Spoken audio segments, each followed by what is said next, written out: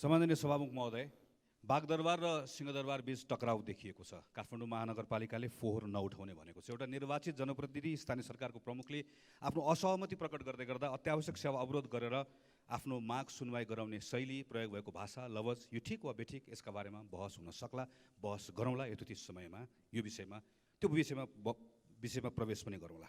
तर अहिलेलाई म सम्माननीय प्रधानमन्त्रीलाई आग्रह गर्न चाहन्छु, कुनै विलम्ब नगरिकन, कुनै आग्रह नगरिकन काठमाडौँ महानगरपालिकासँग छलफल गरियोस्, संवाद गरियोस्। जुन जुन विषय अहिले सल्टाउनु पर्ने हो सल्टाइयोस्, जुन विषयमा समझदारी कायम गर्नुपर्ने हो समझदारी कायम गरियोस्, जायज मागहरू पुरा गरियोस् र हामी काठमाडौँका जनप्रतिनिधिहरूलाई पनि यो प्रक्रियामा सम्मिलित गराइयोस्। तर विषय काठमाडौँ र अहिलेसँग मात्र सम्बन्धित छैन। अहिले हामी सिंहदरबार गयौँ भने हामी थुप्रै पालिकाका प्रमुखहरू त्यहाँ अहिले यत्रतत्र हामी हल्लिरहेको देख्छौँ। प्रशासकीय प्रमुख माग्न आउनुभएको छ, कोही सर्व रोक्न आउनुभएको छ, कोही सर्व गराउन आउनुभएको छ। शिक्षाको काम, स्वास्थ्यको काम लिएर सबै काठमाडौँ आएर थोप्रिनुपर्ने अवस्था आएको छ। सरकारले कतिपय ठाउँमा 2 महिना मात्र बाँकी हुँदै गर्दाखेरि बजेट बनाउने बेलामा कयौँ प्रमुखहरूको सर्व गरेको छ। निजामती ऐन, शिक्षा ऐन, स्वास्थ्य ऐन हामीले गर्नुपर्ने कामहरू समयमा गरेका छैनौँ। यो संविधानले 3 तहको सरकार भन्छ र कोअपरेटिभ फेडरलिजमको मान्यताको आधारमा चल्नुपर्ने भन्छ सम्माननीय सभामुख महोदय। तर यो मर्मलाई हामीले आत्मसात गरेका छैनौँ। फोहोर व्यवस्थापनदेखि यातायात, पूर्वाधार लगायतका शिक्षा, स्वास्थ्य कैयन विषयहरूमा प्रदेश, सङ्घ र स्थानीय सरकार, कतिपय ठाउँमा स्थानीय सरकारहरूको बिचमा समन्वय भयो भने मात्रै यथोचित परिणाम प्राप्त हुन सक्दछ। तर यो हुन सकिरहेको छैन। यसमा सङ्घको सरकारले प्रोएक्टिभ रोल गर्नुपर्ने हो। तर सङ्घको सरकारले प्रोएक्टिभ रोल गरेको छ कि छैन भन्ने कुराको लागि प्रमाण यतिले पुग्छ कि 3 तहको सरकारको बिचमा अन्तर सम्बन्ध कायम गर्नको लागि संविधान र कानुनले भन्छ अन्तर प्रदेश परिषद, राष्ट्रिय समन्वय परिषद, विषयगत समिति लगायतका यी सबै समितिहरू, संयन्त्रहरू सक्रिय रहनुपर्छ। अहिले हामीले हेऱ्यौँ भने प्रधानमन्त्री अध्यक्ष रहेको अन्तर प्रदेश परिषदको बैठक 2076 सालदेखि बस्न सकेको छैन। राष्ट्रिय समन्वय परिषदको त अहिलेसम्म पूर्णता पनि पाएको छैन। मन्त्रीहरूले नेतृत्व गर्नुपर्ने कतिपय संयन्त्रहरूको बैठकै बसेको छैन, जसको कारणले गर्दा काठमाडौँको महानगरले उठाउनु भएको कतिपय विषय, महानगर प्रमुखले उठाउनु भएको कतिपय विषयहरू मन्त्रीलाई भेटघाट गर्ने कुरामा किन सीमित भएको छ भने त्यहाँ सक्रिय हुनुपर्ने संयन्त्रहरू सक्रिय भएको छैन। समस्या स्थानीय सरकारमा पनि छ। स्थानीय पालिकाहरूले गर्नुपर्ने कतिपय कामहरू गरेका छैनन्। तर सङ्घको सरकारले गर्नुपर्ने यी कामहरू, बनाउनुपर्ने कानुनहरू बनाइदियो, दिनुपर्ने स्रोतहरू दियो, गर्नुपर्ने निर्णयहरू सही समयमा गर्यो भने त्यो बेलामा स्थानीय सरकार र प्रदेश सरकारलाई पनि तिमीले आफूले प्राप्त गरेको अधिकार अनुसार तिमीले गर्नुपर्ने कामहरू सही समयमा सही काम गर्यो कि गरेनौ, तिम्रो नियत ठिक छ कि छैन भनेर प्रश्न गर्न पाइन्थ्यो। तर जबसम्म सङ्घको सरकार यो काम गर्दैन त्यो बेलामा स्थानीय सरकारले प्रश्न गर्ने हामीसँग नैतिक अधिकार रहँदैन। त्यसैले सम्माननीय सभामुख महोदय मार्फत म आग्रह गर्न चाहन्छु, काठमाडौँ महानगरपालिकासँग देखिएको टकरावलाई सम्बोधन गर्नका निम्ति आजै सम्माननीय प्रधानमन्त्रीजीले पहल कदमी लिएर काठमाडौँ महानगरपालिकासँग संवाद गरियोस्, यो विषय टुङ्ग्याइयोस्। तर सँगसँगै यो विषय एकपल्ट टुङ्गियो भनेर यसलाई खाली नराखियोस्, यतिकै नछोडियोस्। यो सँगसँगै खास गरिकन सङ्घको सरकारले गर्नुपर्ने, बनाउनुपर्ने कानुन संशोधन ल्याइयोस्। हामी काम गर्न तयार छौँ। यो संयन्त्रलाई क्रियाशील बनाउनुपर्ने संयन्त्रलाई क्रियाशील बनाइयोस् र स्थानीय सरकारहरू काठमाडौँमा आएर सिंहदरबार वरिपरि घुम्नुपर्ने अवस्थालाई अन्त्य गरियोस्। यो माग राख्न चाहन्छु। धन्यवाद। सम्माननीय सभामुख महोदय, म यहाँ आउनुभन्दा पहिला बुढानीकण्ठ नगरपालिका मेरो निर्वाचन क्षेत्रको 10 नम्बर वडामा ईश्वरी पाण्डेजीको घरमा गएर आइरहेको छु। उहाँको घरमा अहिले शान्ति छ, तर यो सुखको शान्ति होइन। त्यहाँ पीडाको पहाड छ। छेउमा उहाँको धर्मपत्नी बस्नुभएको थियो। मैले उहाँलाई हेरेँ, उहाँ न बोल्न सक्नुभएको छ, न रुन सक्नुभएको छ। माता तीर्थ औँसीको दिन उहाँको छोरीले बिहान सामाजिक सञ्जालमा लेख्नुभयो, संसारमा भएको सबै खुसी मेरो आमालाई प्राप्त होस् र सधैँभरि मैले उनको कोखमा जन्म लिन पाऊँ।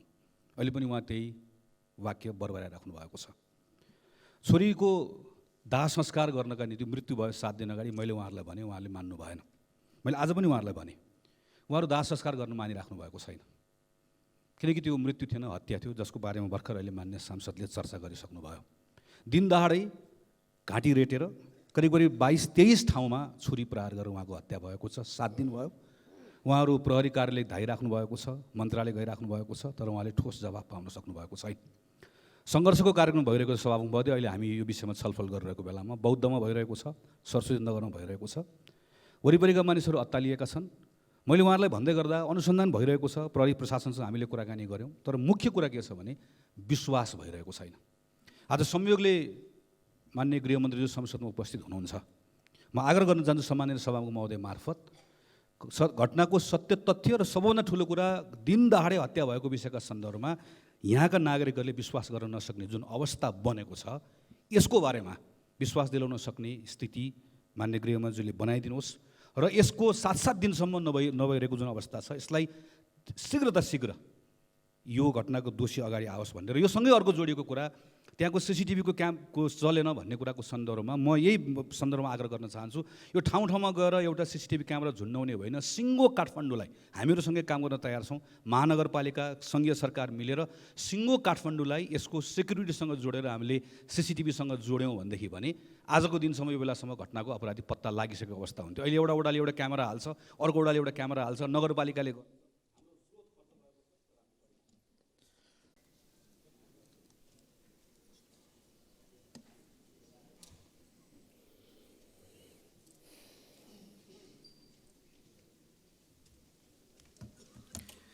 सम्माननीय सभामुख महोदय, निर्वाचनबाट नयाँ सरकार आउँछ, प्रधानमन्त्री सरकारको क्याप्टेन हुन्छ। क्याप्टेनले के थाहा हुन्छ भने समय निश्चित छ, स्रोत सीमित छ, आवश्यकता र आकाङ्क्षा भने अपरिमित छ। यो पृष्ठभूमिमा प्रत्येक सेक्टरमा के गर्ने र कसरी गर्ने भन्नेमा प्रधानमन्त्री स्पष्ट हुन्छ। जस्तो उदाहरणको लागि सामुदायिक विद्यालय सङ्कटग्रस्त छ। सामुदायिक विद्यालयमा विद्यार्थी भर्ना हुन्छ तर त्यो विद्यार्थी टिक्दैन, पढाइ हुन्छ तर सिक्दैन। सामुदायिक विद्यालयमा करिब 55,000 शिक्षकको दरबन्दी पुगेको छैन। कर्णालीमा मात्र हामीले हेऱ्यौँ भने 40% विद्यालयमा एकजना शिक्षकको दरबन्दी पनि छैन। सामुदायिक विद्यालयको क्षेत्र हेभिली अन्डर फाइनान्स छ। यस्तो बेलामा क्याप्टेनलाई के थाहा हुन्छ भने अब के गर्ने हो, के नगर्ने हो, कहाँनिर हस्तक्षेप गर्ने हो, कसरी गर्ने हो, कुन पोलिसी इन्स्ट्रुमेन्टबाट मैले पाएको समयभित्र म शिक्षकको अभाव पूर्ति गर्छु, सिकाइको सङ्कट हल गर्छु, सामुदायिक विद्यालयको स्तर उन्नति गर्छु भन्ने थाहा हुन्छ। यसरी प्रत्येक सेक्टरको बारेमा थाहा भएपछि उसले आफ्नो मन्त्रीलाई म्यान्डेट दिन्छ। त्यो म्यान्डेट अनुसारको एउटा लक्ष्य हुन्छ, समय तोकिएको हुन्छ, मिति तोकिएको हुन्छ र त्यो कुरालाई सार्वजनिक गरिन्छ। क्यानाडामा यसको अभ्यास, बाहिर यसलाई पब्लिक ट्र्याकर भनेर भनिन्छ, बाहिरबाट यसलाई ट्र्याक गरिन्छ। र प्रधानमन्त्री कार्यालय भनेको एक प्रकारले मन्त्री परिषदको प्रधानमन्त्रीको कार्यालयको काम भनेको यसरी तोकिएको टार्गेट अनुसार काम भयो कि भएन भनेर अनुगमन गर्छ, मूल्याङ्कन गर्छ, के अप्ठ्यारो भयो भने गाँठो फुकाउँछ। अब सचिवले मन्त्रीलाई होइन, मन्त्रीले सचिवलाई ब्रिफिङ दिन्छ। अनि हाम्रो संसदको काम के हुन्छ? सरकारले लिएको यो पहल कदमीमा हामी के सहयोग गर्छौँ, कतिपय सन्दर्भमा प्रश्न गर्छौँ, कतिपय सन्दर्भमा विकल्प सुझाउँछौँ। मूलत हाम्रो भूमिका ओभरसाइट एजेन्सीको जस्तो हाम्रो भूमिका हुन्छ। वास्तवमा यस्तो हुनुपर्ने हो, यस्तो हुनसक्छ। तर हाम्रो सन्दर्भमा के हुन्छ? नयाँ सरकार आउँछ, प्रधानमन्त्रीलाई यसो भाषण सुन्दै गर्दाखेरि सबै कुरा थाहा भएको जस्तो लाग्छ, तर वास्तवमा थाहा हुँदैन। यो एक प्रकारको बयानबाजी मात्रै हुन्छ। के गर्ने, कसरी गर्ने भन्ने थाहा हुँदैन। त्यो थाहा नभएपछि मन्त्रीलाई पनि थाहा हुँदैन। थाहा नभए जब मन्त्री नयाँ जिम्मेवारी लिएर जान्छ, मन्त्रीलाई सचिवले ब्रिफिङ गर्छ। अनि केही दिन मन्त्रीले सचिवको कुरा सुनिसकेपछि अब मन्त्रीले बिस्तारै निर्देशन दिन थाल्छ र केही कुराको घोषणा गर्छ। त्यो निर्देशन र घोषणा पत्र पत्रिकामा छापिन्छ। अनि त्यो छापिएको कुरा पढेर आएर अनि हामी संसदभित्र त्यो निर्देशन र घोषणाको वरिपरि प्रतिक्रियाहरू व्यक्त गर्छौँ, प्रश्नहरू व्यक्त गर्छौँ। हामी यसरी नै रुमलिरहेका छौँ। यही सन्दर्भमा हामीले नीति तथा कार्यक्रमलाई हेर्नुपर्छ। प्रधानमन्त्रीसँग भएको भिजन, त्यो भिजनका आधारमा नीति कार्यक्रमहरू हामीले बनाइरहेका छैनौँ।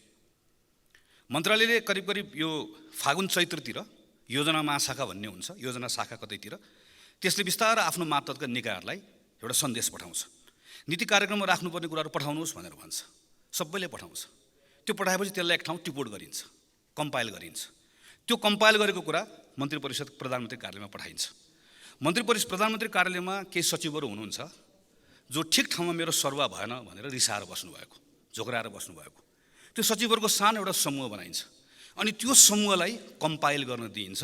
कम्पाइल गरेको डकुमेन्टलाई नीति कार्यक्रम भनिन्छ र यो यहाँ प्रस्तुत हुन्छ। हामी नीति कार्यक्रममा छलफल गर्दै गर्दा कसरी गरिरहेका छौँ भने, मानव यो नीति कार्यक्रममा छलफल गरिसकेपछि यसको आधारमा बजेट बन्छ। बजेट त लक भइसक्यो, त्यो त अब छाप्न मात्रै बाँकी हो नि। अब यसभित्र भएको छलफललाई कसले ग्रहण गर्ने हो, यसको अर्थ के हुने हो, हामीले यसमा कहिले पनि केही पनि प्रश्न गरिरहेका हुँदैनौँ। यही कुरा बजेटको सिद्धान्तको छलफलमा पनि हामीले उठायौँ र यसको आधारमा यो फेरि अहिलेको सरकारको सन्दर्भमा मात्रै कुरा गरेको होइन। हामी यस्तै गर्दै आइरहेका छौँ, यसलाई बदल्नु पर्यो भनेर मान्य विश्वप्रकाश शर्मा र मैले केही दिन अगाडि मान्य अर्थमन्त्रीजीलाई उहाँकै कार्यालयमा गएर भेटेर हाम्रो सन्दर्भमा तालिका कस्तो हुनुपर्छ भनेर एउटा तालिकासहित र त्यसको व्याख्यासहित बुझाएका छौँ, जसमा हामीले भनेका छौँ चैत्र महिनामा यो नीति र कार्यक्रम यहाँ पेश हुनुपर्छ र वैशाख र जेठको यो महिनालाई बजेट कार्यान्वयन गर्ने सन्दर्भमा जति पनि कानुनहरू निर्माण गर्नुपर्ने हो ती सबै कानुनमा छलफल गरेर पारित गर्ने समयको रूपमा प्रयोग गर्नुपर्छ। जसको कारणले गर्दा संसदबाट बजेट पारित हुँदै गर्दा बजेट मात्रै पारित हुँदैन, त्यसको लागि चाहिने इन्स्ट्रुमेन्ट, कानुन, त्यसको लागि चाहिने मन्त्रालयले पनि कार्यविधिहरूमा काम गर्छ, त्यो सबै पारित भएको अवस्था हुन्छ। एउटा विषय हो। दोस्रो विषय, यो प्रस्तावित नीति तथा कार्यक्रममा 188 बुँदा छ।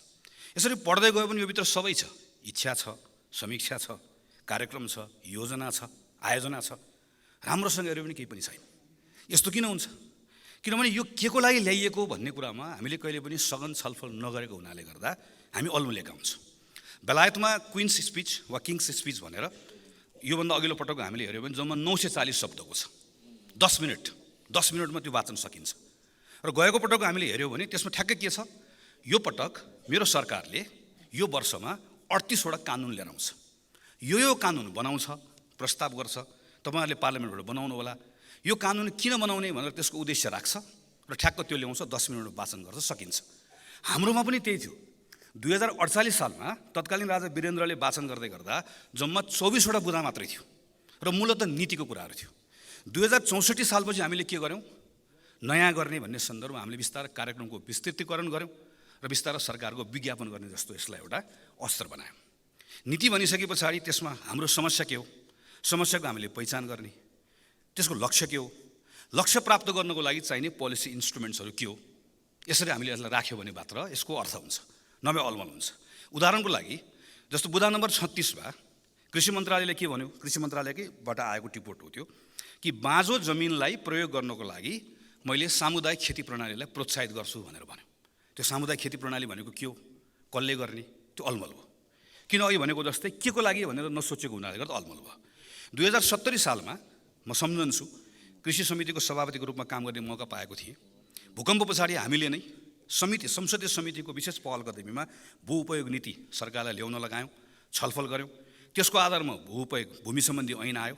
त्यो ऐनमा मैले नै सांसदको रूपमा संशोधन राखेँ। हामीले त्यसको आधारमा भूमि ब्याङ्क बनाउने अवधारणा ऐनको अङ्ग बनायौँ।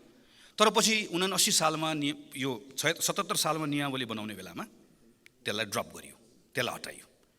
भूमि ब्याङ्कको अवधारणा मात्रै कार्यान्वयन गऱ्यौँ भने बाँझो र अनुत्पादक जमिन, प्रयोग नगरेको जमिन जुन छ, त्यो प्रयोग नगरेको जमिनको एउटा कानुनी आधार बनिहाल्छ। त्यस्तै गरी कृषि व्यवसाय प्रवर्धन सम्बन्धी ऐनको ड्राफ्ट हामी केही सांसदहरूले मिलेर 8 वर्ष अगाडि कृषि मन्त्रालयलाई बुझाएको। त्यो एउटा मात्रै कानुन बन्यो भने मूल्य श्रृङ्खलामा उत्पादन गर्ने कृषक र व्यवसाय गर्नेको बिचको सम्बन्ध कस्तो हुने भनेर त्यसले परिभाषित गरिहाल्छ। अर्थात् सरकारले ल्याएको यो नीतिको लागि चाहिने पोलिसी इन्स्ट्रुमेन्ट के हो भन्दा मैले कृषि व्यवसाय प्रवर्धन ऐन बनाउँछु, मैले भू उपयोग ऐनमा भएको भूमि ब्याङ्कलाई तुरुन्त सुरु गर्छु भनेर भन्यो भने यो सरकारले राखेको बाँझो जमिनको प्रयोग गर्ने कुराको लक्ष्य प्राप्त हुन्छ। यसरी हामीले कुन कुरा राख्यो भने कुन लक्ष्य प्राप्त हुन्छ, नीति बनाउँदाखेरि यसरी हेर्नुपर्ने हुन्छ। केही नीतिहरूमा फेरि हामीले डिपार्चर पनि गर्नुपर्छ। जस्तो हामीले वित्तीय संहिताको सन्दर्भमा के गर्दै आयौँ? स्थानीय सरकारहरूलाई अनुदान दियौँ। त्यो अनुदानलाई हामीले सशर्त अनुदान भन्यौँ। सशर्त अनुदानमा हामीले शर्त कस्तो राख्यौँ? कार्यक्रमको शर्त राख्यौँ, आयोजनाको शर्त राख्यौँ। अब अनुभवले हामीलाई के सिकायो? आयोजनाको शर्त राख्दै गर्दा हामीले अपेक्षा गरेको प्रतिफल प्राप्त भएन, अर्थात् यो नीतिले भनेको अनुसार काम भएन। अब यसलाई बदल्नु पर्यो, केही कुरामा डिपार्चर चाहियो। अब अहिले यसपालि हामीले के भन्यौँ? अब हामी वित्तीय संहिताको सन्दर्भमा खास गरिकन वित्तीय हस्तान्तरणको कुरालाई कार्य सम्पादनसँग जोड्छौँ। अर्थात् हामी कार्यक्रमका सन्दर्भमा होइन, उपलब्धिका सन्दर्भमा, आउटपुटका सन्दर्भमा, यो स्कुल बनाउने भनेर होइन, तिमीले सिकाइका सन्दर्भमा यो परिणाम दियो भने तिमीले यति अनुदान प्राप्त गर्छौ भनेर जान्छौँ। हामी बिस्तारै एक प्रकारले त हामी सशर्त अनुदान घटाउँछौँ, हामीले यो नीति लिन्छौँ है भनेर हामीले संहिताको सन्दर्भमा भन्यौँ। नीतिको डकुमेन्टले यसलाई यसरी के भन्यो भने एक ठाउँ राखेँ कि म यो नीति यो पटक बदल्दैछु। केही नीतिमा फेरि अभ्यास गर्दै गर्दा सोचेको कुरा नआएपछि परिमार्जन चाहिन्छ। जस्तो हामीले विद्युतीय सवारी साधनलाई प्रोत्साहन गर्ने नीति केही वर्षदेखि लियौँ। हामीले के भन्यौँ? यसबाट कार्बनको उत्सर्जनमा पनि हामीलाई सहयोग पुग्छ र खास गरिकन विद्युत उपभोगको सन्दर्भमा पनि बढ्छ र पेट्रोलियम पदार्थमाथिको निर्भरता घट्छ। अहिले प्राइभेट भेहिकल्सहरू ठुलो मात्रामा हामीले बिस्तारै इलेक्ट्रिक भेहिकल बनाइसकेका छौँ, त्यो ठिक भएको छ। तर हामीले सोचेको जस्तो भएन। अर्थात् पेट्रोलियम पदार्थमाथिको जुन परनिर्भरता घटाउने भनेका थियौँ, सोचेको जस्तो घटेन। पेट्रोलियम पदार्थको अहिले केही तथ्याङ्कले के भन्छ कि खपत घटेको छ, तर उद्योगको कारणले गर्दा हो। त्यसो भए के हो त? त्यसो भएदेखि यसलाई परिमार्जन गरेर अब के थप्नुपर्ने भयो हामीले भने निजी सवारी साधन त गर्ने नै हो, तर त्योभन्दा पनि लामो दूरीको सवारी साधनलाई, बसलाई, ट्रकलाई विद्युतीय सवारी साधन नबनाइकन हामीले सोचेको जस्तो पेट्रोलियम पदार्थमाथिको हाम्रो निर्भरता नघट्ने रहेछ। यो नीति परिमार्जन गर्ने कुरा हाम्रो आफ्नो अनुभवले हामीलाई सिकायो। हामीले यसरी राख्नुपर्ने रहेछ। सरकारले के भन्यो? भ्रष्टाचारलाई न्यून गर्ने, सुशासन कायम गर्ने मेरो मुख्य नीति भनेर भन्यो। यसको लागि उसले कार्यक्रम के लिएर आयो? अख्तियार, भ्रष्टाचार सम्बन्धी कुरा, सम्पत्ति शुद्धिकरणको कुरा र राष्ट्रिय सतर्कता केन्द्रको कानुन संशोधन गर्छु। यो ठिक छ, हामी यसमा संशोधनमा काम गरिहाल्छौँ। उच्च पदस्थ मानिसहरू जसले गैर कानुनी सम्पत्ति आर्जन गरेको छ, म तिनीहरू एकजनालाई पनि छाड्दिनँ। एकदमै ठिक छ। यसको लागि पक्कै पनि सरकारले अब कानुनी संरचना सोचेकै होला।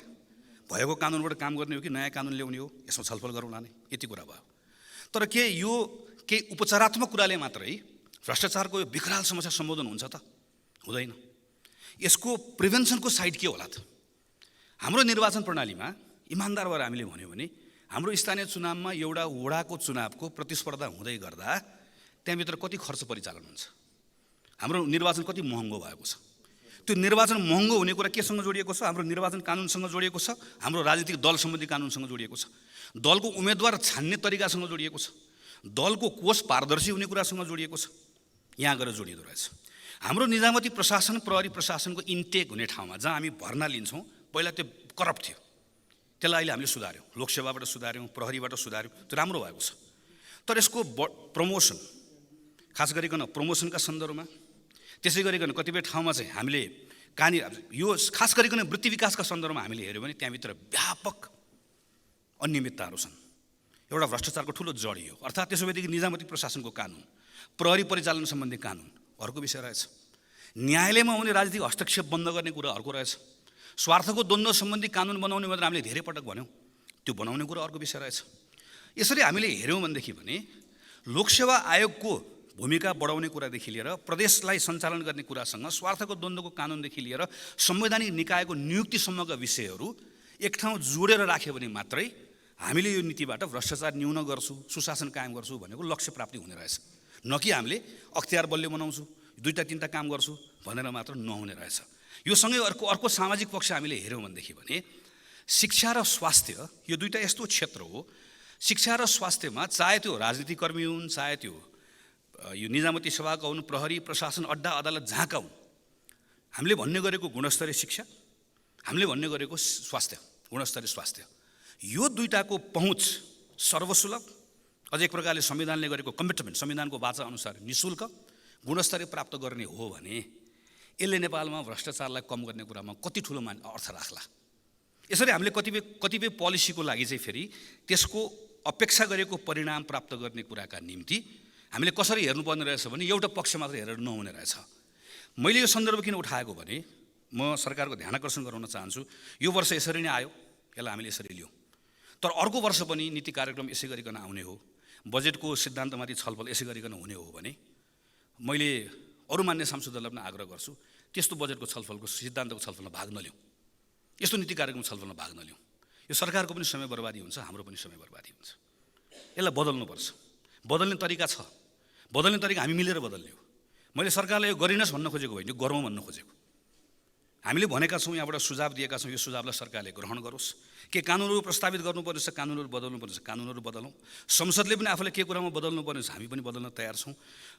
यो ल्याउने समय पनि बदलिनु पऱ्यो, यो बनाउने तरिका पनि बदलिनु पऱ्यो, यसभित्र हुने अन्तर्वस्तु पनि बदलिनु पऱ्यो। यो बरु जम्मा 5 पेजको आओस्। तर सरकारले के भनोस् भने मैले यो कुराको लागि यो नयाँ कानुन ल्याउँदैछु, यो नीतिबाट मेरो अपेक्षा गरेको परिणाम आएर म बदल्दैछु, यो कुराको मेरो समग्रतामा म हेर्दैछु, यसरी आओस्। मेरो यसमा शुभकामना छ। सरकारले ल्याएको नीति कार्यक्रममा जे उद्देश्य राखेको छ त्यो सफलता प्राप्त गरोस्, मेरो शुभकामना छ। तर यो वर्षको छलफलबाट आउँदो वर्ष यसलाई सुधारोस् भन्ने कुरा म चाहन्छु। र अन्त्यमा सम्माननीय सभामुख महोदय, यो भ्रष्टाचार र सुशासन सम्बन्धी विषयका सन्दर्भमा भुटानी शरणार्थीको प्रकरण सरकारको अगाडि, हाम्रो अगाडि यसरी आएको छ कि मैले असिम भनेको थिएँ, यो विषयलाई राम्रोसँग यसले टुङ्ग्यायो भने सरकारको वाचाहरूमा विश्वास हुन्छ।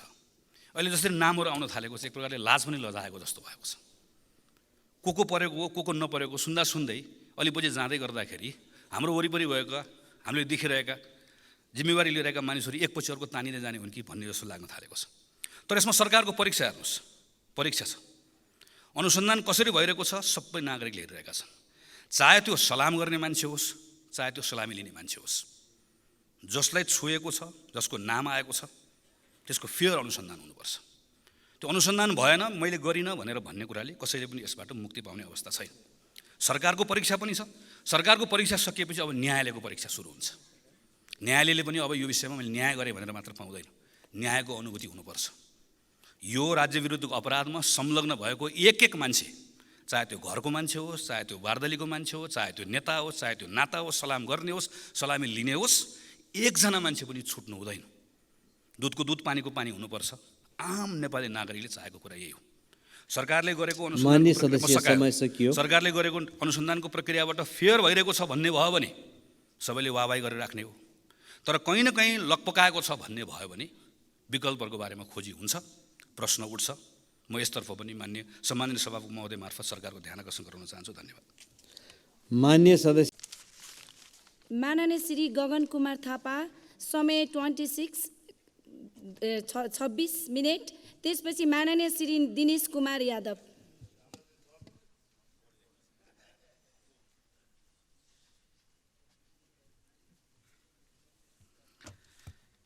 सम्माननीय सभामुख महोदय, जनअपेक्षालाई सम्बोधन गर्ने र अर्थतन्त्रमा देखिएका अप्ठ्याराहरू हटाई जनतामा आशा र भरोसाको सञ्चार गर्ने जिम्मेवारी बोध गरेर यो बजेट तर्जुमा गरेको छु।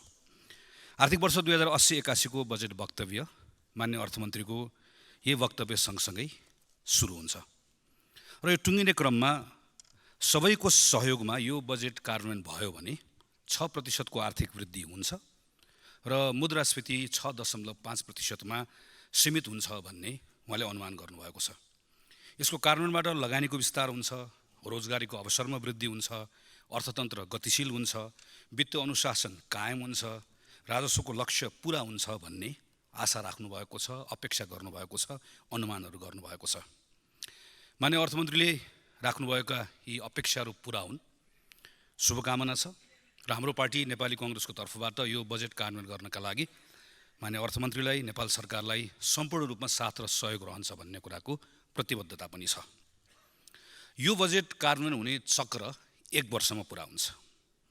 मलाई के विश्वास छ भने आज जुन मान्य अर्थमन्त्रीले यो बजेट प्रस्ताव गर्नुभएको छ, 1 वर्षसम्म मान्य अर्थमन्त्रीको रूपमा रहनुहुन्छ भन्ने मलाई पूर्ण रूपमा विश्वास छ। अर्थात् आज जुन अनुमान, प्रक्षेपण, दावी जे कुराहरू गर्नुभएको छ, परिणाममा ती अनुमानहरू मिले कि मिलेनन्, प्रक्षेपणहरू मिले कि मिलेनन्, दावीहरू सही ठहरिए कि ठहरेनन् भनेर हामीले 1 वर्ष पछाडि यसको मूल्याङ्कन गर्नुपर्ने हुन्छ। 1 वर्ष पछाडि उपलब्ध तथ्याङ्क, सूचनाहरूको आधारमा यसको बारेमा प्रशस्त छलफल हुने नै छ, प्रश्नोत्तर हुने नै छ। तर ती छलफल र प्रश्नोत्तर संसदभित्र केही सांसदहरूले गर्ने कुराहरूसँग मात्रै सीमित भने रहँदैन।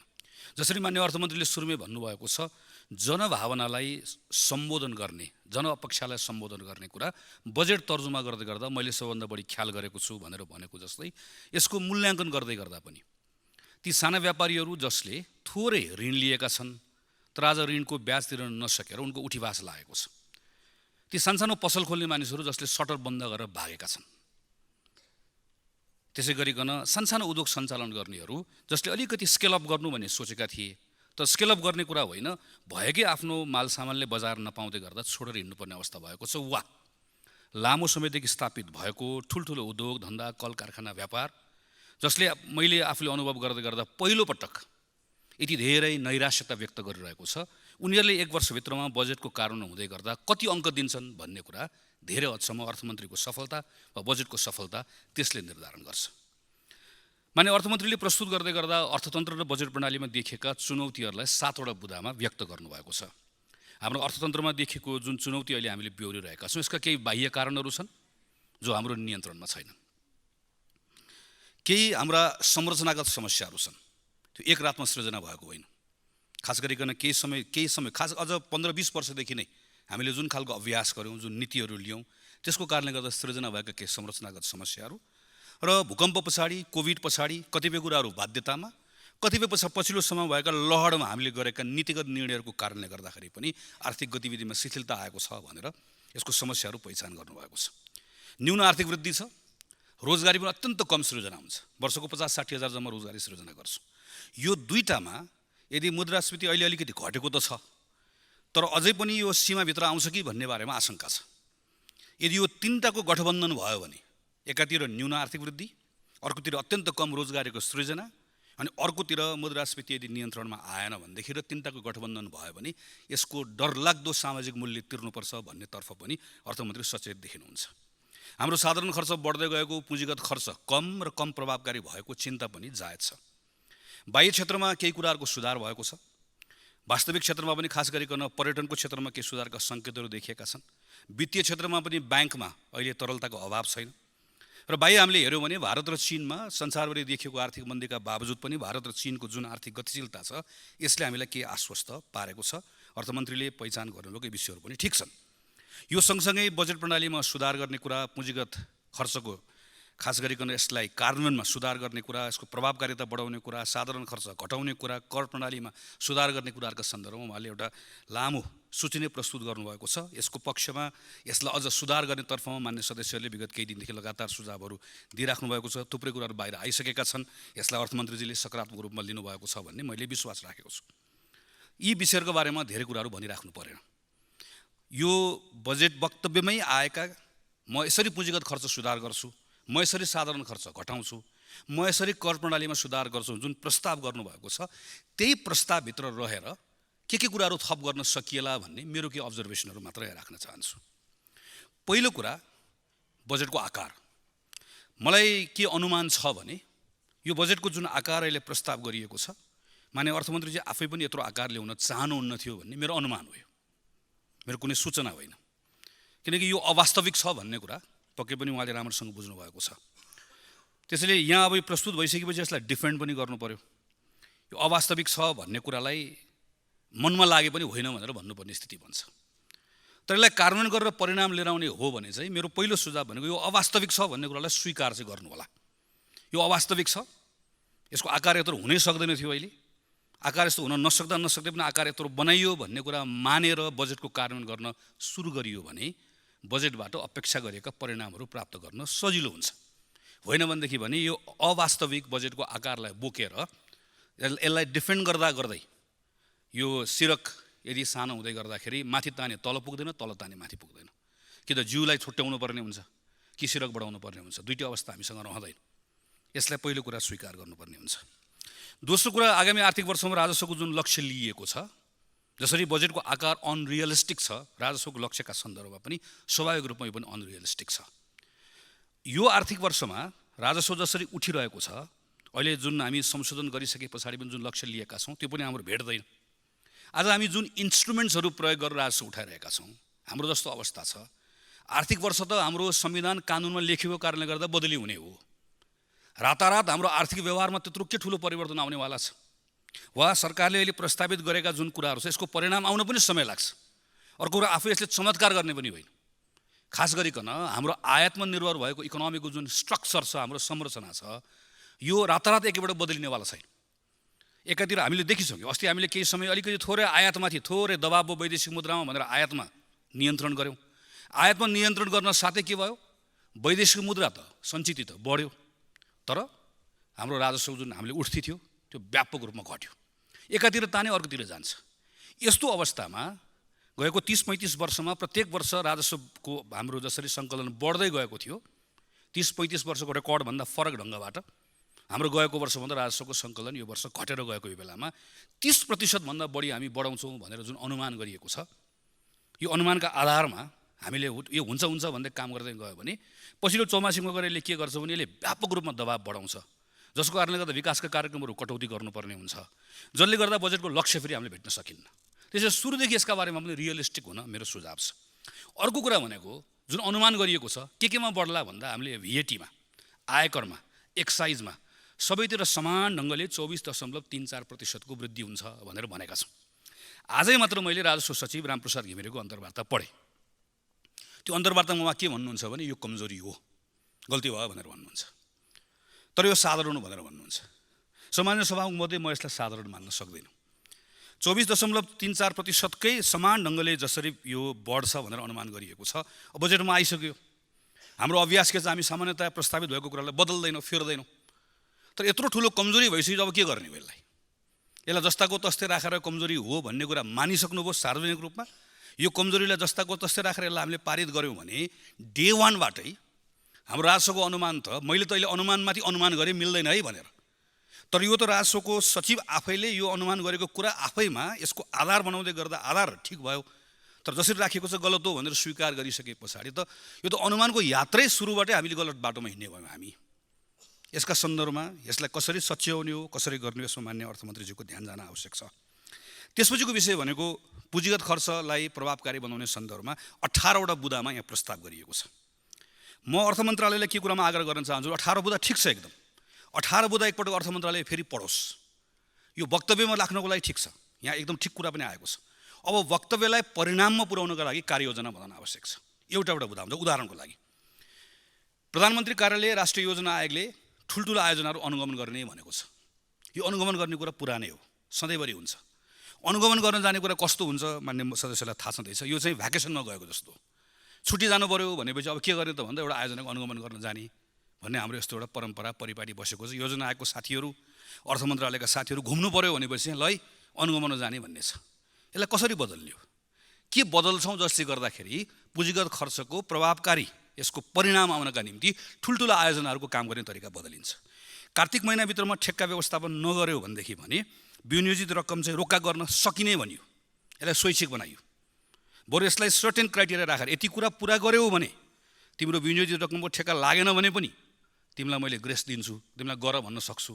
तर यति कुरा गरेनौ भनेदेखि भने चाहिँ म अनिवार्य रूपमा जान्छ भनेर भनिएन भने, अब अर्थ मन्त्रालयले कार्यविधि बनाउ त्यसो भनेन भने मैले अहिले अनुमान लाउन सक्छु वा ठोक्वा गरेर भन्न सक्छु प्रत्येक मन्त्रालयले अर्थमन्त्रीलाई आएर यो कारणले गर्दाखेरि हो भनेर एउटा पनि ठेक्का विनियोजन रकम रोक्न सकिने अवस्था बन्दैन।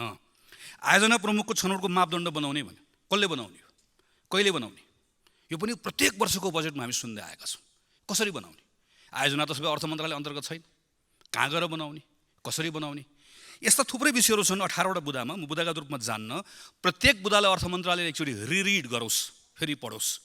त्यसको आधारमा अर्थ मन्त्रालय आफैले गर्नुपर्ने कुरा के हो छेउको तालिकामा लेखोस्, अर्को कुन मन्त्रालयले गर्नुपर्ने छेउको तालिकामा लेखोस्, त्यसपछि मात्र अपेक्षित परिणाम आउँछ। चौथो कुरा, यो बजेटमा यो प्रस्तावित बजेटमा केही कानुनहरूको संशोधनको कुरा गर्छ। जस्तो उदाहरणको लागि जग्गाको हदबन्दी, खास गरिकन निर्यातमूलक उद्योग सञ्चालन गर्ने कुराको सन्दर्भमा सूचना प्रविधिको क्षेत्र र नवप्रवर्धनको उद्योगहरूमा अलिकति लचिलो श्रम नीति बनाउनलाई श्रम ऐनको संशोधन गर्ने कुरा। त्यस्तै गरिकन वनको खास गरिकन हामीहरू जब रुखको कटानी गर्छौँ त्यही बेलामा सम्पूर्ण कुरा एकैपल्ट गर्ने गरिकन EIA मा संशोधन गर्ने कुराको। जग्गा प्राप्ति ऐन, खास गरी आयोजनाको लागि जग्गा प्राप्तिको कुरा लामो समयदेखि यसको बारेमा छलफल भएको। मैले नै संसदमा आएदेखि जग्गा प्राप्ति ऐनको संशोधन गर्ने भनेको चाहिँ सुनेको 12 कि 14 वर्ष भयो। प्रत्येकचोटि आउँछ यो, अनि प्रत्येकचोटि यसमा हामी बोल्छौँ। 12-13 वर्ष लगातार बजेट पल्टायो भने प्रत्येक वर्ष यो परेको देखिन्छ। सार्वजनिक खरिद ऐन हामीले यति पटक नियमावली संशोधन गरिसक्यौँ कि अब नियमावली संशोधन गर्ने कि मूल ऐनमा जाने, यसमा पनि ऐन नियमावली दुईटै कुरा लेखिएको छ।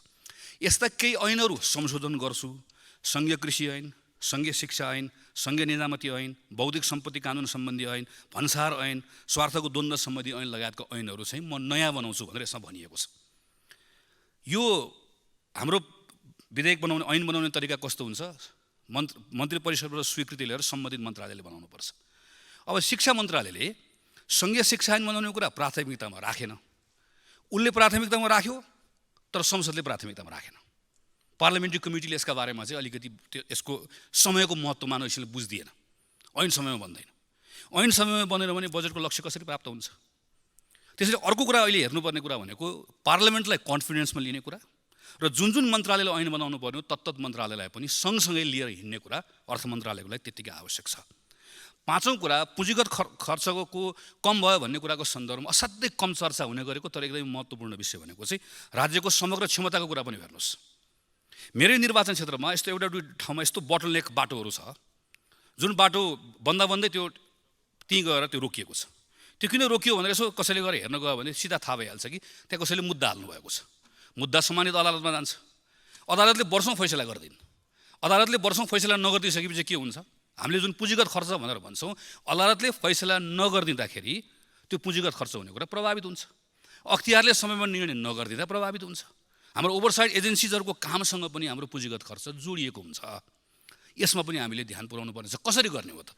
यो वर्ष हामी कसरी अदालतसँग, अख्तियारसँग, यी लगायतका संस्थाहरूसँग, यी निकायहरूसँग हामी काम गर्छौँ, जसको कारणले गर्दा हाम्रो पुँजीगत खर्च पहिलाको भन्दा अझ बढी रिजल्ट आउने अवस्था हुन्छ। त्यसपछिको विषय भनेको अरू मन्त्रालय। एउटा मन्त्रालय सुप्रिम मन्त्रालयको आफ्नो क्षेत्रगत कार्यक्रमहरू भए। त्यो मन्त्रालयको राजनीतिक नेतृत्व मन्त्रीसँग छ, सचिव हुनुहुन्छ।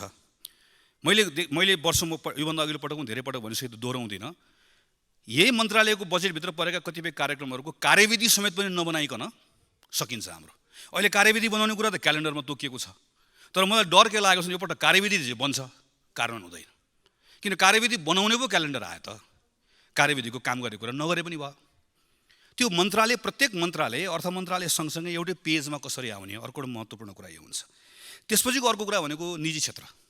निजी क्षेत्रको मैले हेरेँ, यसपालि सबै कुरा पढिरहेको छु। खास गरी स्वदेशी निर्माण सामग्रीकै प्रयोग गर्ने कुरा, हदबन्दी सम्बन्धी कानुनको संशोधन गर्ने कुरा, वैदेशिक लगानीको सीमालाई पुनर्विचार गर्ने कुरा लगायतका कुराहरूलाई उहाँहरूले प्रशंसा गर्नुभएको छ। तर कर नीतिमा अस्थिरता देखियो, जसको कारणले गर्दा लगानीको अवस्थालाई यसले नकारात्मक ढङ्गले प्रभावित गर्यो भन्ने उहाँहरूको गुनासो मात्र होइन, उहाँहरूको यसमा ठुलो प्रश्न छ। अर्थ मन्त्रालयले कसरी उहाँहरूलाई आश्वस्त बनाउँछ? कतिपय जस्तो हुन हामीले हेऱ्यौँ, यतिवटालाई भ्याटको छुटको सूचीबाट हटाइयो, ब्ल्याङ्केटमा हेर्दै गर्दा ठिक सुनिन्छ। जस्तो उदाहरणको लागि टिकटिङको क्षेत्रमा काम गर्ने ट्राभल एजेन्सीको साथीहरू के भन्नुहुन्छ भनेदेखि यो जस्ताको तस्तै लागू भयो भने हामीहरूको 100औं ट्राभल एजेन्सीहरू बन्द हुने अवस्थामा आउँछ भनेर भन्नुहुन्छ। 1 खरबभन्दा बढी नेपालमा अन्डा र कुखुराको क्षेत्रमा, मासुको क्षेत्रमा लगानी छ। अहिले कस्तो एउटा आएको छ, हामी पशु मन्त्रालयले के भन्छ भने सकेसम्म मासु चाहिँ फ्रोजन गरेर खाऊ भनेर भन्छ। तर हामीहरू के गर्छौँ, हामीले अहिले कस्तो ल्याएको छौँ भनेदेखि टुक्रा पारेर काटेर मासु बेच्यो भने चाहिँ त्यसले त्यो चाहिँ भ्याटबाट छुट पाएको छ। तर फ्रोजन गर्यो भनेदेखि त्यो फ्रोजन मासुमा चाहिँ भ्याट लगाउने भनेर ल्याइदिएको छ। यसबाट खास गरिकन कुखुरा अन्डाको क्षेत्रमा काम गरेको साथीहरू आतङ्कित हुनुभएको छ। कतिपय कुराहरू सायद चाहिँ अर्थ मन्त्रालयले थप छलफल गर्न पनि आवश्यक होला। उदाहरणको लागि आलु प्याज, यहाँ पनि लामो छलफल भएको छ। आलु प्याजमा भ्याट लगाउँदै गर्दाखेरिको पक्कै पनि सोचेको कुरा भनेको स्थानीय कृषकहरूलाई उसको उत्पादनले बजार पाउँछ, मूल्य पाउँछ भन्ने कुरा होला। तर स्थानीय कृषकहरूले बजार पनि नपाउने, भान्सा पनि महँगो हुने स्थिति आयो भनेदेखि यो थप प्रत्युत्पादक हुन्छ। कसरी मिलाउने हो?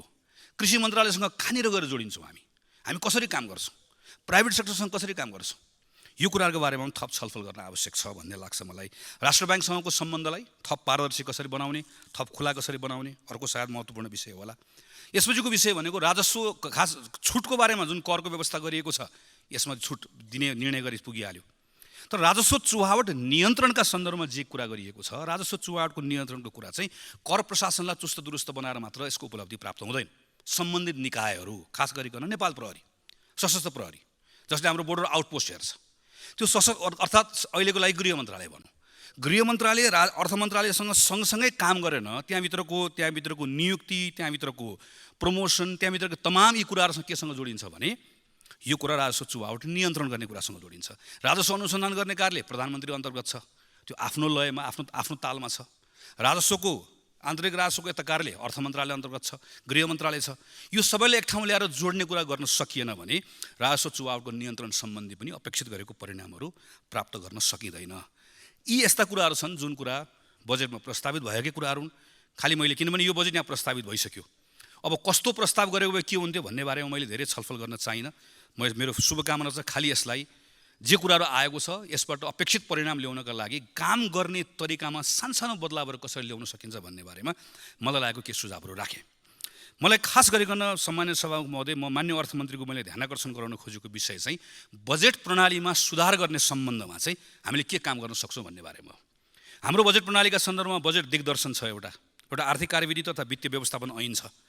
मङ्सिर पुसको महिनामा अर्थ मन्त्रालयको बैठक बस्छ। अर्थ मन्त्रालयले आर्थिक परिसूचकहरूको एउटा सानो पेपर बनाएर नेसनल प्लानिङ कमिसनलाई दिन्छ। नेसनल प्लानिङ कमिसनले त्यसमा स्रोत समितिको बैठक बस्छ, त्यसले सिलिङ भन्छौँ हामी, त्यो सिलिङ तय गर्छ र मन्त्रालयले तिम्रो सिलिङ यति भन्छ र मन्त्रालयभित्र सर काम हुन्छ र मन्त्रालयमा कार्यक्रम राखेर माथि पठाउँछ। यसो हेर्दै गर्दा कुरा मिलेको जस्तो देखिन्छ। तर हाम्रो समस्या यही छ। पहिलो कुरा, प्रधानमन्त्री भनेको क्याबिनेटको क्याप्टेन, प्रधानमन्त्रीले सबै कुराको जिम्मा लिने हो र प्रधानमन्त्री सबै कुराको लागि जवाफ दियो। अर्थमन्त्री भनेको उसको सहायक, प्रधानमन्त्री त क्याबिनेटको अधीन हो, सबै उसको बस हो नि त। त्यो स्रोत समिति जसको बैठक हुन्छ त्यो प्रधानमन्त्रीको उपस्थिति नै हुँदैन। त्यो बाहिर प्रधानमन्त्रीको भाषण एउटा हुन्छ, म यो गर्छु भन्ने हुन्छ। तर म यो गर्छु भनेर राखेको चाहनालाई व्यवहारमा अनुवाद गर्ने काम त कहाँबाट सुरु हुन्छ भन्दा त्यो स्रोत समितिको बैठकबाट सुरु हुन्छ। यो त अर्थ राजनीतिक निर्णय हो नि त। त्यहाँनिर हो अर्थ मन्त्रालयले, नेसनल प्लानिङ कमिसनले त्यतिखेर कहिलेकाहीँ राजनीतिक व्यक्तित्वहरू बहकिन खोज्यो भने हाम्रो अहिले भुक्तानीको सन्तुलन यति छ, हाम्रो ऋणको अवस्था यस्तो छ, यहाँ यो छ, यहाँ छ, यो छ भनेर त्यसलाई चेक गर्ने हो। तर मूल निर्णय गर्ने भनेको त पोलिटिकल मान्छेले हो नि त। तर त्यहाँनिर हाम्रो पोलिटिकल इन्भल्भमेन्ट हुँदैन, सक्यो।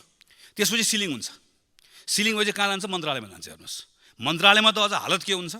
मन्त्रालयमा त मन्त्रीजी त्यो बैठकमा प्रायः बस्नुहुन्न। नबसेर कहाँ पठाइन्छ भने यसो कर्मचारी बसेर तल सम्बन्धित विभागहरू जसले खर्च गर्ने निकाय युनिटहरू हुन्छ त्यो युनिटमा पठाइन्छ। अनि त्यो युनिटको कर्मचारीहरू बस्नुहुन्छ र पुरानोमा भर्नुहुन्छ र भरेर माथि आएर बजेट तयार हुन्छ। सबैभन्दा बढी काम कहाँ हुनुपर्छ? मन्त्रालयमा जब सिलिङ जान्छ, सिलिङ गएपछि मन्त्रीजी बस्ने र मैले भनेको एकपटक प्रधानमन्त्री पनि बस्नुपर्छ। जस्तो उदाहरणलाई शिक्षा मन्त्रालयमा यो वर्ष 40 अरबको बजेट हो भनेपछि बजेटको अङ्क पो 40 हो त। यो वर्ष एजुकेसनमा के अचिभ गर्ने हो भन्नको लागि त प्रधानमन्त्री बस्नु पर्यो, शिक्षा मन्त्री बस्नु पर्यो, सचिव बस्नु पर्यो, अर्थ सचिव बस्नु पर्यो, अनि त्यहाँ 3-4 दिन सघन छलफल हुनु पर्यो। त्यसपछि टुङ्गाएपछि पो तलको कर्मचारीले काम गर्ने हो। हामी त तलको कर्मचारीले भर्दै आउनुहुन्छ, जसलाई हामी LMBS भनेर भन्छौँ। अझ पछिल्लो समय त के हुन थालेको छ भने अर्थ मन्त्रालयको उपसचिव बस्नुहुन्छ। उपसचिवले बोलाएको मिटिङ भएको हुनाले गर्दा मन्त्रालयको सचिव पनि जानुहुन्न आजभोलि त। मन्त्रालय उपसचिव मात्र जानुहुन्छ। अनि मन्त्रालय उपसचिव बसेर एउटा कार्यक्रम बनाउने चलन हुन्छ, जसले गर्दा के हुन्छ? पोलिटिकल अनरसिप हुँदैन। पोलिटिकल अनरसिप नभएकोले गर्दाखेरि रिजल्ट आउँदैन। अहिले हाम्रो बजेट निर्माणको एकदमै धेरै ठुलो समस्या यो सँगसँगै अर्को कुरा, करको दरको हेरफेरको बारेमा व्यापक चर्चा म डिटेलमा जान्न चाहन्न। यति एउटा कुरा गरौँ भन्ने लाग्छ, रेभेन्यू बोर्ड बनाऊ। राजस्व बोर्ड बनाइसकेपछि यसले एक्जिक्युटिभको काम पनि गर्छ, यसले एडभाइजरीको काम पनि गर्छ। र राजस्व बोर्ड बनाएपछि के गरौँ भने करको दरको बारेमा यसरी प्रस्ताव गर्दै गर्दा करको दर हेरफेर गर्न पाइन्छ। हेर्नुहोस्, नभए विधेयक किन ल्याउने? तर एउटा करको दर हेरफेर किन गरेको? औचित्य के हो? मैले छुट दिएँ भने त्यो छुटको भार कति पर्यो? छुट हटाएँ भने त्यो हटाउँदै गर्दा छुट दिँदै गर्दाखेरिको जुन उद्देश्य राखिएको थियो त्यसमा फरक कति लिएर आयो? मैले त्यसको अध्ययन, त्यसको एभिडेन्स के हो? कुन प्रमाणको आधारमा मैले छुट दिएँ? चाहे त्यो विद्युतीय गाडीको बारेमा होस्, चाहे जेसुकैको बारेमा होस्, एभिडेन्स के हो? अध्ययन कहाँ भयो? के को आधारमा गरियो? पार्लियामेन्टमा ल्याउँदै गर्दाखेरि यी सबै कुरा ल्याउनुपर्छ। यति कुरा गर्न सकियो भने बिस्तारै हामी पर्फर्मेन्स बजेटिङ, जुन खास गरी पछिल्लो समय विकसित देशहरूले सुरु गरेका छन्, त्यतातिरको हाम्रो पाइलाहरू हामीले बिस्तारै सार्न सक्छौँ। रातारात गर्न सकिँदैन, तर बजेट प्रणालीमा सुधार गर्ने कुरा एकदमै धेरै महत्त्वपूर्ण छ। र अन्त्यमा अब यति गरिसकेपछि के गर्नुपर्छ? अब हामी सांसदहरूले पनि हाम्रो भूमिका यहाँनिर खोज्न आवश्यक छ। खास गरिकन हामी के गर्छौँ? बजेट आयो, यो जस्ताको जस्तै पास हुन्छ। नीति कार्यक्रम अस्ति भनिसक्यो हामीले। बजेट क्यालेन्डर फेरौँ। हेर्नुहोस्, बजेट क्यालेन्डर फेरिसकेपछि के हुन्छ? नीति कार्यक्रम ल्याउने कुरा बजेटको सिद्धान्तको कुरा मात्र होइन। फागुन महिनामा अघि मैले भनेको प्रधानमन्त्री र मन्त्री बस्नुभयो र तत्त मन्त्रालयको छलफल गर्नुभयो भने त्यही फागुन महिनामा सम्बन्धित संसदको विषयगत समितिमा बजेटको प्रारम्भिक खाका पार्लियामेन्ट्री कमिटीमा आउँछ। पार्लियामेन्ट्री कमिटीमा व्यापक छलफल हुन्छ। त्यो व्यापक छलफल भएपछि त्यहाँ कतिवटा कानुन संशोधन गर्नुपर्ने कुरा भने त्यही छलफल हुन्छ। र अब मन्त्रीजीले भोलि गएर पार्लियामेन्टलाई फकाइराख्नु पर्दैन। किन पर्दैन? किनकि संसदीय समिति पनि त्यहाँभित्र आएको हुनाले गर्दा उसले भोलि कानुन संशोधन गर्ने कुरामा मद्दत गर्छ। र चैत्र र वैशाखमा बजेट कार्यान्वयन गर्नलाई चाहिने सबै कानुनहरू पारित भइसक्छ र बजेट कार्यान्वयनको एउटा रिजल्ट आउन सक्छ। यसको लागि कानुन बनाउनु पर्ने छ। म मान्य सांसदज्यूलाई आग्रह गर्न चाहन्छु हामी यसमा काम गरौँ। त्यसपछिको अन्तिम कुरा भनेको हेर्नुहोस्, हाम्रो सबभन्दा महत्त्वपूर्ण कुरा भनेको सरकारले हामीलाई भन्यो म यसमा खर्च गर्छु। हामीले पास गरेपछि सरकारले अनुमति पायो अथवा पर्समा यति पैसा हामीले भनिदियौँ। तर कहाँ खर्च गर्छु भनेको छ, खर्च गरे कि गरेन, खर्च गर्छु भने अनुसारको परिणाम आयो कि आएन भनेर सोध्ने खोज्ने काम कसको हो? हाम्रो हो। हामी गर्छौँ त गर्दैनौँ? किन? हामीसँग गर्ने क्षमता हुँदैन, स्वाभाविक हो। यसको लागि 30वटा भन्दा बढी देशहरूले के बनाएका छन्? अहिले फिस्कल वाचडग भनेर बनाएका छन्। उदाहरणको लागि बेलायतमा अफिस अफ बजेट रेस्पोन्सिबिलिटी भन्छ, क्यानाडामा पार्लियामेन्ट्री बजेट कमिटी भनेर भन्छ, कोरियामा national assembly for budget office भनेर भन्छ। यसले के गर्छ? जस्तो बेलायतमा वर्षको 2 पटक इन्डिपेन्डेन्ट अफिस हुन्छ। यसले यस्तो बजेट डकुमेन्ट उसले पढ्छ। पढेको आधारमा कति कुरा पुरा भयो कति कुरा पुरा भएन भने वर्षको 2 पटक संसदमा यसले प्रस्तुत गर्छ। अनि व्यापक संसदमा छलफल हुन्छ। अनि संसददेखि के हुन्छ? सरकार डराउँछ। किन? अब त के हुन्छ? यो ल्याएपछि संसदसँग सरकारसँग बहुमत छ, जस्ताको जस्तै पास भइहाल्छ। डराउनै परेन। बिचमा कसैले पनि खोज्दैन, डराउनै परेन। त्यस्तै गरी क्यानाडामा त अझ के हुन्छ? क्यानाडामा त अझ एउटा एमपीलाई समेत पनि वर्षभरिमा यो बजेटको डकुमेन्टमा कुनै कुरामा प्रश्न गर्न मन लाग्यो भने, डेटा चाहियो भने इन्डिपेन्डेन्ट अफिस हुन्छ। त्यो अफिसले अध्ययन गरेर सम्बन्धित सांसदलाई बताइदिन्छ। यो किन चाहिन्छ भने हाम्रो बजेटका सन्दर्भमा बजेट पनि अर्थ मन्त्रालयले लिएर आउँछ। यसको समीक्षा पनि अर्थ मन्त्रालयले लिएर आउँछ। अनि हामीहरूसँग सीमित ज्ञान हुन्छ, सीमित सूचना हुन्छ। यसको आधारमा हामी यहाँ उभिएर आएर बोल्दै गर्दाखेरि कुण्ठा पोख्छौँ, गाली गर्छौँ, तर तथ्य तथ्याङ्कले गर्दा समात्नुपर्ने ठाउँमा समात्न सक्दैनौँ। जसले गर्दाखेरि अनि हामी के हुन्छ, बिस्तार बिस्तार गएर अनि हामीहरूको अवस्था यी साथीहरूले चर्चा गर्नुभएको जस्तै नागरिकहरूलाई हामीले, मैले अन्यथा भन्न खोजेको होइन, नागरिकहरूले हामी सांसदहरूले बजेट निर्माण लगायतका यी यावत कुराहरूमा व्यापक र प्रभावकारी ढङ्गले काम गरिरहेको नदेखेको हुनाले गर्दा, त्यो भूमिका हामीसँग छ तर हामीले त्यो सृजना नगरेको हुनाले गर्दा उनीहरू त्यसपछि हामीसँग के गर्छन्, मन्दिरको गजुरको लागि पैसा माग्छन्, इनार खन्न पैसा माग्छन्। किनभनेदेखि भने संसदमा हामी यहाँ टेबल ठोकेको मात्रै देखिरहेको हुन्छ, हुन्न भने मात्रै देखिरहेको हुन्छ। अर्थ मन्त्रालय वा सरकार हामीसँग डराइरहेको देखिरहेको हुँदैन। स्रोत केमा खर्च गर्ने, कसरी खर्च गर्ने, यावत कानुन बनाउने अधिकार हामीसँग छ। त्यो अधिकारको हामीले प्रयोग गरिरहेका छैनौँ। त्यो अधिकारको प्रयोग नगरेको हुनाले गर्दा सरकारले हामीलाई हेप्छ वा सरकारले बरालिन्छ, जे गरे पनि हुन्छ भन्छ। किनकि पार्लियामेन्ट्री सिस्टममा सरकारसँग जहिले पनि बहुमत हुन्छ र हामी कहाँ क्रस पार्टी काम गर्ने धेरै प्रचलन पनि छैन। त्यसैले मान्य सदस्यहरूले मेरो आग्रह चाहिँ यो आर्थिक वर्ष अलिकति हामीले काम गर्ने, यो बजेट त पास भएर जान्छ, कति कुरा सचिएला, तर यो वर्षभरि हामीले काम गऱ्यौँ, केही नयाँ कानुनमा काम गऱ्यो भने अर्को वर्षदेखि चाहिँ हामी यहाँ आएर बोल्ने, यहाँ आएर चाहिँ एकदम ठुलो कुरा गर्ने, लास्टमा त्यहाँ गइसकेपछि चाहिँ यसो एकजना मन्त्रीजीले यसो कुनातिर हेरेर यसो खल्तीमा सानो चिरकटो हालिदिएर मन्त्रीजी यसपालि यो चाहिँ पारिदिनु पऱ्यो भनेर भन्नुपर्ने हालत हामी सबैको किन भएको छ भनेदेखि भने चाहिँ हाम्रो हातमा भएको अधिकार हामीले प्रयोग नगर्दा यस्तो हालत भएको। हाम्रो हातमा भएको अधिकार हामी प्रयोग गरौँ त। हामी यो सबै कानुनहरू बनाउने विषयका सन्दर्भमा सही ढङ्गले यसलाई संसदको खास गरिकन हाम्रो ओभरसाइट एजेन्सीका रूपमा जुन हाम्रो दायित्व हो, हाम्रो अधिकार हो, त्यो अधिकारको हामीले प्रयोग गऱ्यौँ भनेदेखि भने बजेट निर्माण प्रणाली पनि सुधार हुन्छ, बजेटको परिणाम ल्याउने कुराको सन्दर्भमा पनि संसदको भूमिका पनि बढ्छ र हामी विधायकहरू, हामी सांसदहरू जे कामको लागि आएको हो त्यसो हामी अरू काममा हामी लाग्नु पर्दैन। त्यसपछि नागरिकले पनि हामीलाई तिमीले यो गरेनौ भनेर धेरै कुरा भन्न हुन्न। किन हुन्न भने उहाँहरूले हामीले गरेको देख्नुहुन्छ र सरकार, संसदले बनाएको सरकार जसलाई हामी पैसा खर्च गर्ने अख्तियारी दिन्छौँ, त्यो प्रत्येक पल हामीसँग डराउँछ। हामीले प्रश्न गर्छौँ भनेर ऊ हामीसँग डर पनि हामीसँग हुन्छ, भर पनि हामीसँग हुन्छ। अहिले भर मात्रै छ, पास भइहाल्छ, भर परेको छ, डर छैन। किन छैन भने जान्छन् कहाँ, आइहाल्छन् चिरकटो बोकेर, मन्त्रालय आउँछन्, काहीँ न कहीँ आउँछन्, धाउँछन् भन्ने अवस्था छ। यसलाई बदल्न सकिने हामीसँग अधिकार छ, हाम्रो अधिकारको प्रयोग गरौँ, यही कुराको आग्रह गर्दै र यो आर्थिक वर्षमा जुन उद्देश्यका साथ बजेट ल्याउनु भएको छ ती उद्देश्यहरू पुरा हुन् शुभकामना व्यक्त गर्छु। धन्यवाद। जय नेपाल।